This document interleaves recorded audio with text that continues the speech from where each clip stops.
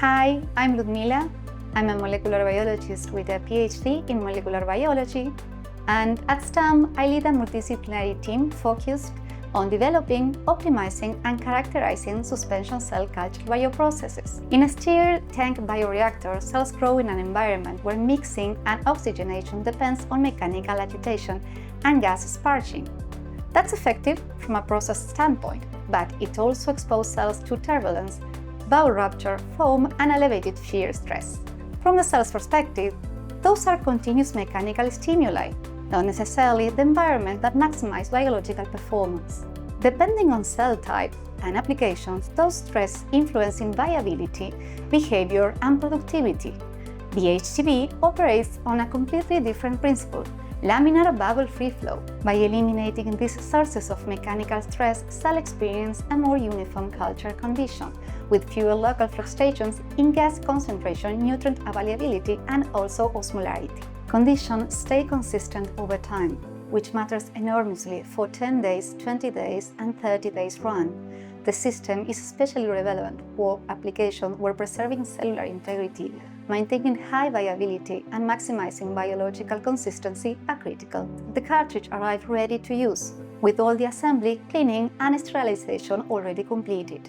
That eliminates a large portion of the contamination risk that comes with traditional systems, where every connection that you make manually, every step that the system is exposed to the environment is a potential entry point. Single-use, closed system design reduces the number of manipulations, the number of human intervention, and therefore the probability of contamination events.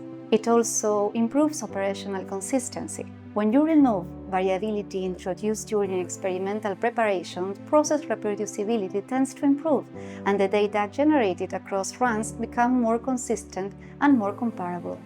Having no foam is a direct consequence of no sparging and no impellers. BHTB doesn't generate the bubble dynamic that foam originates from. That means antifoam agents aren't necessary.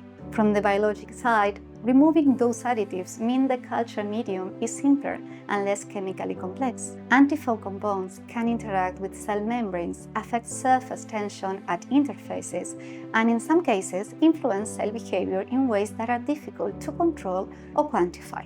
A simpler medium is a more predictable medium. Downstream, the impact can also be significant. Antifoam residues can interfere with clarification steps and complicate purification, particularly in protein production. Eliminating them simplifies the downstream train and can help improve recovery yield. The formulation unit changes how you think about media from the start.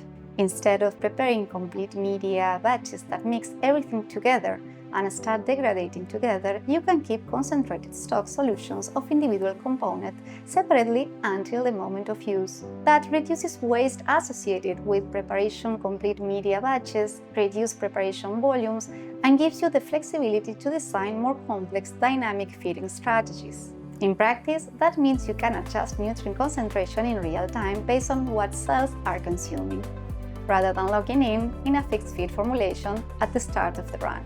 For development work, it means that you can test feeding strategies in parallel across 3 production units, compressing what would otherwise be sequential experiments in a single run. If you want to see up close what this environment looks like for cells, BHTB will be running at Bio 2026 booth 5735 San Diego from June 22nd through 25th.